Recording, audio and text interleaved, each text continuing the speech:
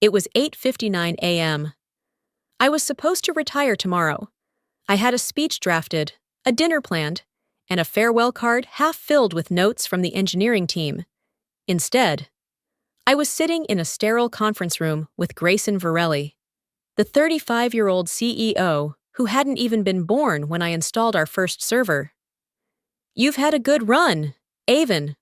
But let's be honest, your style doesn't fit the future." That was the sentence, the one that didn't just end my career, but hollowed out 29 years of loyalty in a single breath. I didn't cry. I didn't speak. I just looked at the envelope he slid across the table. No header, no seal, no ceremony. I'm Avon Caro. For nearly 3 decades, I was the backbone of Calaton Dynamics. I built NeuroCore, the data infrastructure now powering half of our Fortune 500 clients.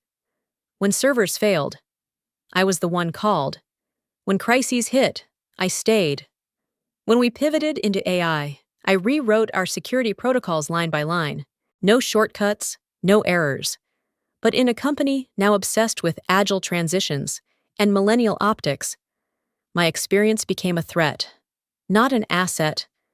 Grayson never respected what he didn't understand. He preferred things that moved fast, looked sleek, and didn't talk back. We met maybe 4 times total, twice at investor briefings, once in a hallway, and now, this morning, at my execution. The contrast between us couldn't have been sharper. I wore flats and a navy blazer, same as always. He wore white sneakers and a smirk.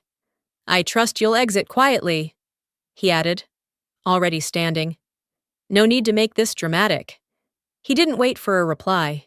He didn't call me by name again. I left the room in silence.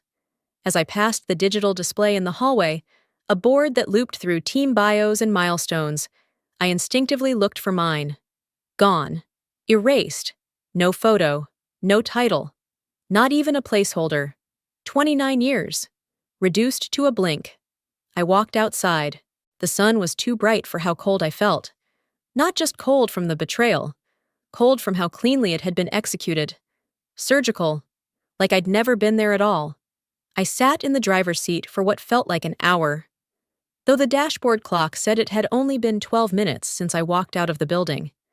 My employee badge lay face up beside me, still clipped to the navy blazer I'd worn every Monday for the last 10 years. The photo on it was 5 years old, but the eyes looked just as tired as I felt now. 29 years. No goodbye, no handshake, not even a printed name on the envelope. I exhaled slowly and leaned back in the seat. My fingers itched to do something. Anything, but there was nowhere to go. So I just sat there, staring out at the morning sun bouncing off windshields in the parking lot. I remember how it started. In 1996, we didn't have an office. We had a dusty garage, 2 folding chairs, and a coffee machine that sputtered like an old lawnmower. The first version of the Calaton database lived on a server I built myself, soldering pieces together on a folding table while rain leaked through the roof. I wrote my first piece of production code at 3:47 a.m., using a secondhand desktop and a yellow notepad. I still have that note, grease stains and all. I was there when we landed our first contract. I stayed when 2 co-founders walked out. I worked 60-hour weeks when we launched NeuroCore. I hand-trained every junior engineer through the early 2000s. I took on roles no one else would touch. Compliance, encryption, even the occasional server room flood. I didn't just help build Calaton, I was Calaton. My phone buzzed beside me. A message from Theo, one of my brightest former trainees. "Theo, I don't understand. They said you retired. I saw them erasing your folders." I froze. "Retired?" That's not what Grayson said. I opened the internal HR portal on my phone. Surprisingly, my login still worked. A banner at the top read, "Join us in celebrating the voluntary retirement of Avon Caro after 29 incredible years." There was even a quote, fabricated and attributed to me. "I'm proud to pass the torch to a new generation and step into the next chapter of life." My jaw clenched. They hadn't just fired me. They rewrote the narrative, made it sound like I chose to leave. I accessed the metadata behind my file. The original departure reason said terminated. It had been overwritten just 2 hours ago. No one would know the truth. Not unless I told them. Not unless I did something. I stared out the windshield again. All that time. All those years. Erased with a smile and replaced with a lie. They thought I'd go quietly. But maybe I had one more line of code left to write. I didn't go back to that building to make a scene. I went back because something was pulling at me. Something I couldn't quite name until I stepped onto the 8th floor and saw it again. The hallway outside the executive wing hadn't changed. Clean glass, polished tile, and the spotlight still glowing warmly on the wall display. My photograph was still there. Me, standing shoulder to shoulder with Grayson Varelli, his hand resting lightly on my back, his grin polished to corporate perfection. And me, mid-laugh, head slightly tilted, expression polite, practiced, almost grateful. Below the frame, the plaque read, Avon Caro, Lifetime Contribution Award, for a moment. I just stood there, silent, watching the version of myself they'd chosen to frame, the version that made for good press. I remembered that day in nauseating detail. The applause that didn't quite reach the eyes of the people clapping, the way Grayson mispronounced the name of my system, called it Neuralink instead of Neurocore, and the thick folder he handed me right after the photo op. Blue cover, gold emblem. Just a formality, he'd said, handing me a pen without looking at the pages. He hadn't read a single line before signing the last sheet in front of me. He thought it was just part of the ceremony, but I knew better, because I'd written it. Back home. I powered up my old drive, the one I kept offline for security reasons, and searched the archived folder. Award Avancaro, final packet.pdf. The first few pages were fluff, thank you message, non-disparagement boilerplate. But on page 5, nestled just above the signature line, was a clause I'd embedded almost a year earlier, just in case. In the event of involuntary termination, within 48 hours prior to the employee's scheduled retirement date, all intellectual property authored by recipient, including but not limited to Neurocore systems, shall revert to the recipient's full legal ownership. And there it was. His signature, Grayson Varelli, CEO, in bold ink, date-stamped, certified by the legal department's notary system. He'd signed it, smiling, under the spotlight, with a crowd of witnesses.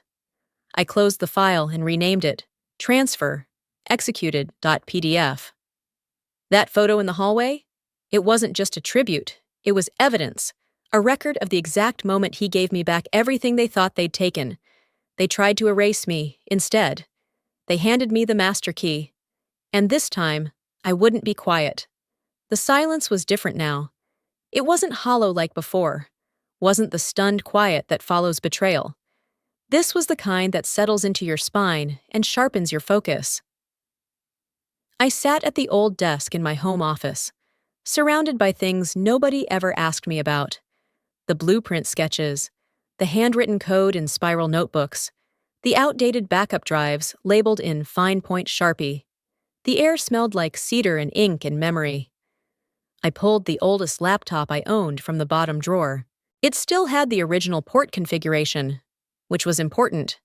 Newer machines couldn't access what I was about to open. The startup was slow, but steady. Once the system booted, I connected the drive and typed in a 16-digit passphrase. Then I waited. And there it was, after all these years. Silent Bridge, a private admin portal I built into the original Neurocore Foundation almost 2 decades ago. It was invisible to anyone without the precise pathway to access it.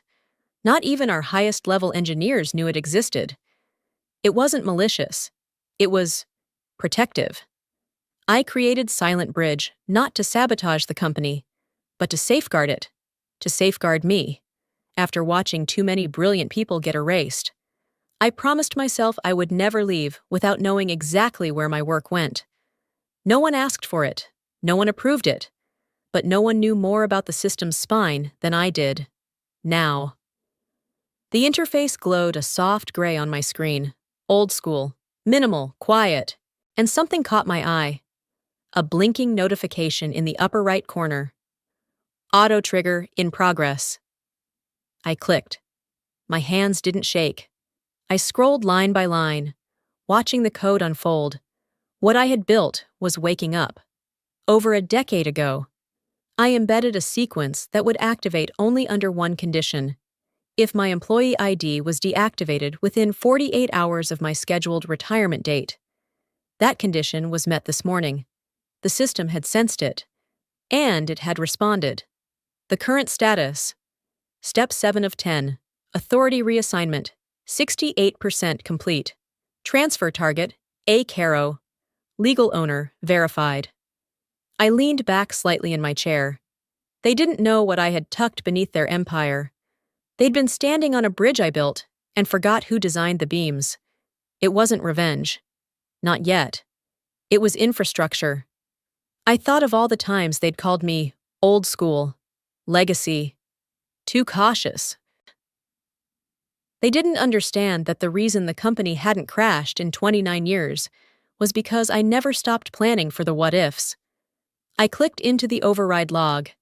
The last attempt to access admin rights had failed, just 36 minutes ago. Someone from Grayson's office, no doubt, trying to secure the database after they fired me. Denied. The system no longer recognized them. 3 steps remained. Once the sequence completed, full administrative control of Neurocore would be reassigned irrevocably to me. Not stolen, not hacked, just transferred. Quietly, elegantly, legally.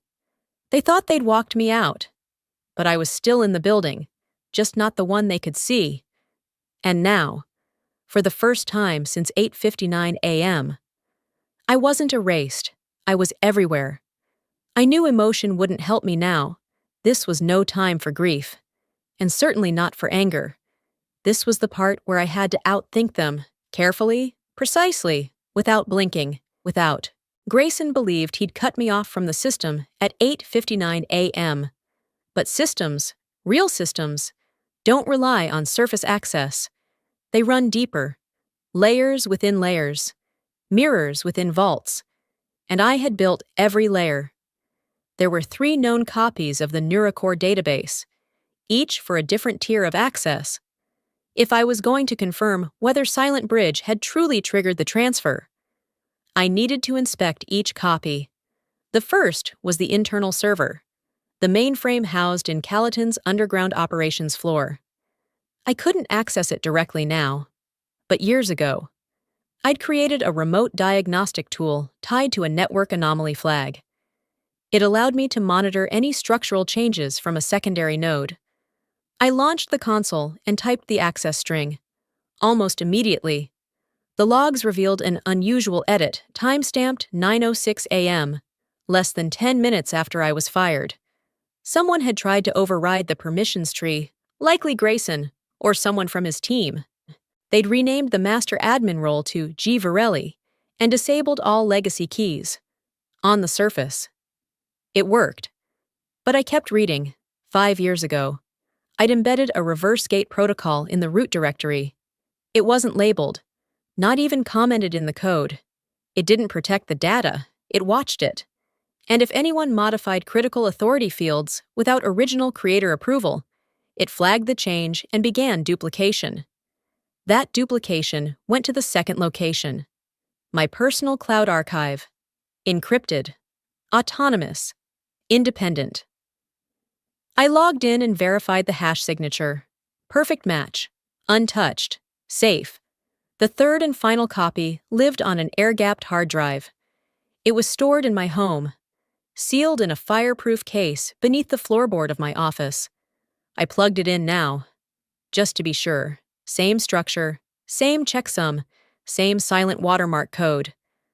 I breathed, slow, steady. All 3 copies confirmed the same truth. Silent Bridge was live. The transfer had started. The system knew who its architect was. Grayson thought he'd taken control. What he didn't realize was that the only version he'd touched was the one designed to fold under pressure. The real spine of the database had already rerouted itself the moment he changed the title field.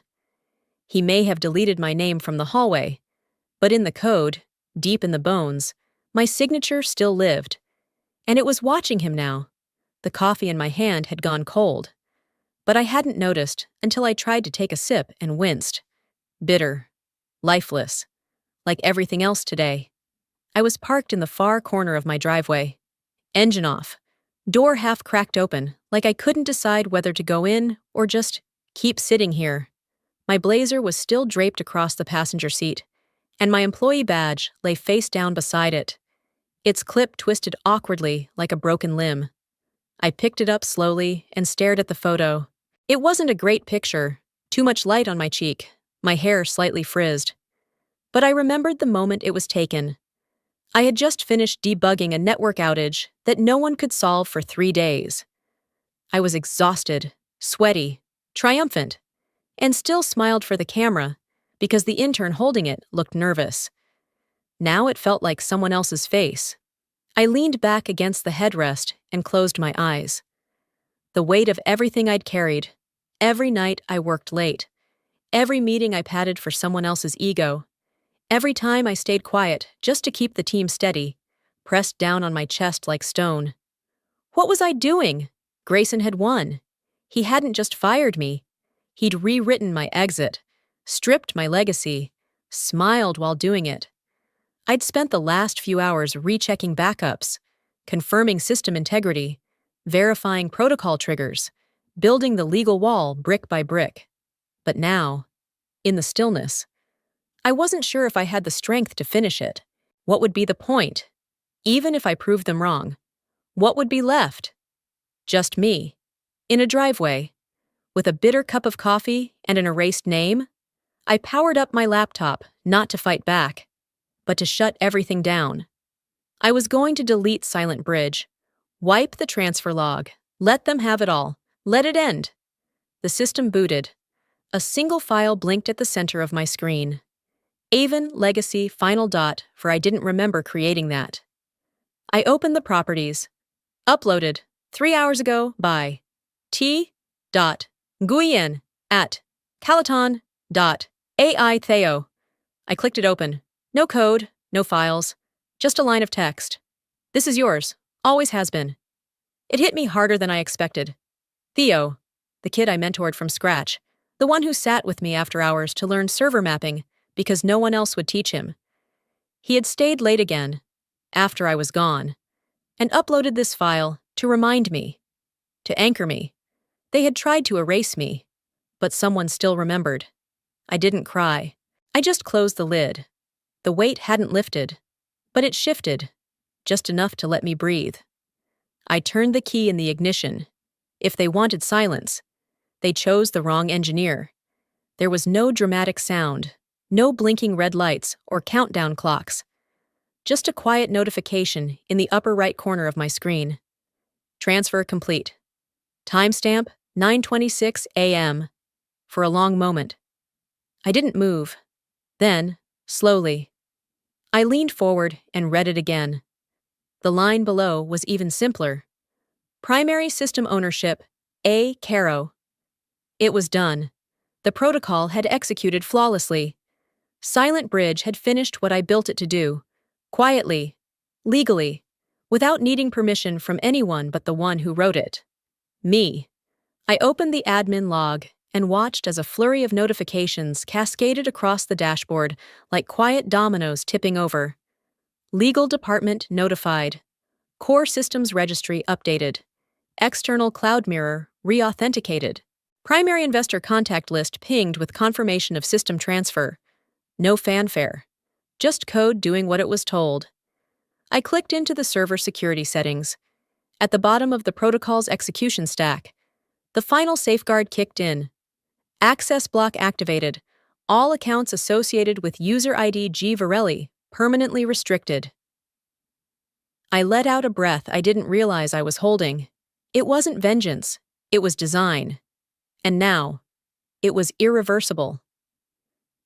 I imagined Grayson sitting in his high-backed chair, surrounded by assistants, tapping furiously at his locked-out console, trying new passwords, calling a T, demanding to know why the system no longer answered to him, because it answered to me now, just as it always should have. I didn't gloat. I didn't even smile. I just stared at the confirmation, letting it settle over me like armor sliding back into place. They thought they had erased me at 8:59 a.m., but at 9:26 a.m. I became undeniable. It wasn't about holding on to the past. It was about reclaiming what had always been mine, built line by line, night after night, through broken budgets, bad bosses, and years of invisible labor. The board would receive the notification within the hour. The investors would see it before lunch. And Grayson, well, he'd likely see it too late. Not because I hid it, but because he never looked closely enough to understand the architecture beneath him. I clicked into the backup console and made one final note in the system metadata. Restored to original hands, designed with purpose, reclaimed with silence. Then I closed the laptop. No speeches, no storm. Just a woman in a quiet room, holding the keys to an empire that forgot who built it. When I pushed open the door to the boardroom, no one expected me. Grayson was mid-sentence, arms spread, voice firm. His signature, "I have this under control," posture in full display. The board members were seated along the long mahogany table, some alert, others clearly fatigued by the corporate chaos of the morning. But when they saw me step in, the room turned to glass. I walked in without invitation, without hesitation, and laid a single folder flat in the center of the table. "Before anyone makes another decision," I said, voice calm but unmistakably firm, "you need to see what he signed." Grayson stiffened, his face twitching for a fraction of a second before he shifted into that smug grin he always used when he wanted people to feel small. "I'm sorry, Avon. This is a closed—" "No," I cut in. Not loud, just final. "This is an open matter now, and you made it so the day you erased my name before the coffee had cooled." I opened the folder slowly and turned it toward the board. It was the award certificate, the one he had signed on stage with a spotlight on his face and a crowd clapping just enough to be heard. But this wasn't the pretty framed version from the hallway. This was the full version, the legal document with 5 fine print pages beneath the surface. I tapped the last page. "In the event of involuntary termination within 48 hours of retirement," I read aloud, "all proprietary systems authored by the undersigned revert to the sole ownership of Avon Caro." His signature sat in bold black ink at the bottom, and beneath it, a certified notary stamp from Dwyer & Klein IP law firm. Gasps broke the silence like cracks in thin ice. Grayson tried to interject. "That was never explained. It was signed," I said, cutting him off again. "And not only that, it was sent." I turned to the board, scanning every face. 30 days ago. I filed a sealed copy of this contract with my legal counsel. It was electronically time-stamped and witnessed. That counsel, Mr. Nathan Dwyer, is sitting in your lobby right now, waiting to confirm receipt and legitimacy. Someone at the table, an older woman I vaguely remembered from my early years, leaned forward, almost in disbelief. "You prepared this?" "I designed systems," I said, "to prevent collapse, not just in code, but in character." Grayson stepped toward me then, his voice low, like he still thought he had the upper hand. "You're trying to steal the company's core." "I'm not stealing," I said softly. "I'm reclaiming. You fired the architect. The blueprint moved with her." Silence. Then one of the board members asked, barely above a whisper, "What do you want?" I looked at Grayson for a long moment, letting the question settle between us. "I want him to read what he signed," I said, out loud, so the people who erased me understand exactly who they forgot. The spotlight wasn't on him anymore. It had shifted, and this time, It wasn't framed. It was real. No one moved. The boardroom hung in a silence thick with tension and the quiet clatter of shifting power. Grayson's hand hovered just above the folder I'd placed. The contract he had signed. The contract that had already reshaped the company's future in less than a page of legal phrasing. I stood calmly across from him. Not demanding, not pleading, just waiting. I want him to read it, I repeated. Out loud. To this board. To everyone who watched him wipe me out of existence like I was a line item in a spreadsheet. Grayson didn't blink. He smiled, but his voice cracked ever so slightly. Avon, this isn't necessary. Let's not turn this into some kind of spectacle. It already is, I said, quietly. You just don't control it anymore. He glanced toward the head of the table, where Meredith Lansing, the chair of the board, sat motionless, arms folded, brow low. She had said nothing since I entered, but her eyes had not left me once. Grayson cleared his throat and looked down at the contract. His jaw tightened. No, he said suddenly, flat and forceful. This was a mistake. I wasn't briefed on the language. It was buried. You manipulated the signature. He pushed the folder back across the table. Like rejecting the paper could rewrite what he had done. I didn't reach for it. I didn't argue. Meredith did. Mr. Varelli, she said, voice like a gavel. If you do not acknowledge the document you signed, we will be forced to escalate this matter to the SEC. Grayson froze. Her voice sharpened. Falsification of executive authorization, misrepresentation of system ownership, obstruction of fiduciary responsibility. I believe you're familiar with those terms. Grayson's face turned ashen. The entire room leaned forward as if gravity had shifted. The smirk was gone now, melted down to something human, something cornered. He looked back down at the document. His mouth opened, then closed, then opened again. Hi, Grayson Varelli, he began. The words like gravel dragged across concrete. Acknowledge that I signed a binding document granting full ownership rights of the Neurocore system to Avon Caro. He hesitated. Meredith raised one eyebrow. He swallowed. In the event of her termination within 48 hours of her scheduled retirement date, which I authorized. My name, spoken by the man who tried to erase it. I didn't flinch. I didn't smile. But something inside me settled into place. Like a chair finally pulled out after being ignored too long. Like a name spoken correctly for the first time in years. The board remained silent. No one applauded. No one needed to. It wasn't for spectacle. It was for record. I gathered the folder, turned toward the door, and paused only once. Next time you try to erase someone, I said without turning back, make sure you know who built the system you're standing on. And then I walked out, no longer the shadow in the hallway, but the signature no one could ignore. I signed the contract on the very system they thought they'd taken from me.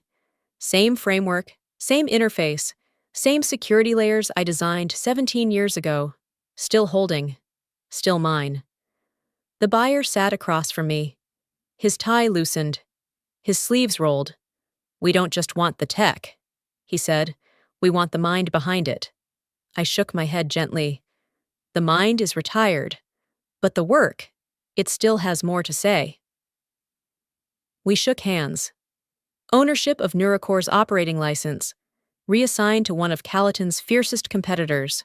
On my terms, with my name in bold at the top of every page. Freedom doesn't always come with noise. Sometimes it arrives in quiet keystrokes, countersigned clauses, and digital transfer receipts. Back at home, I watched the headlines bloom across the screen like bruises. Breaking: CEO Grayson Varelli placed on administrative leave pending federal review. Former architect reclaims system ownership after firing scandal. Internal video leak shows CEO mocking senior engineer minutes before dismissal. I clicked on the last one. The footage was grainy, captured from someone's phone in the hallway just outside a private meeting, but the audio was sharp. She's a fossil, Grayson chuckled. Let her walk.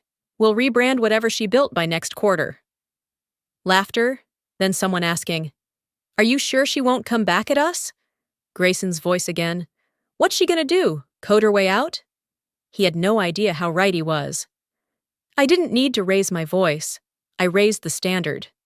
Didn't storm in with a lawsuit. I let the code speak.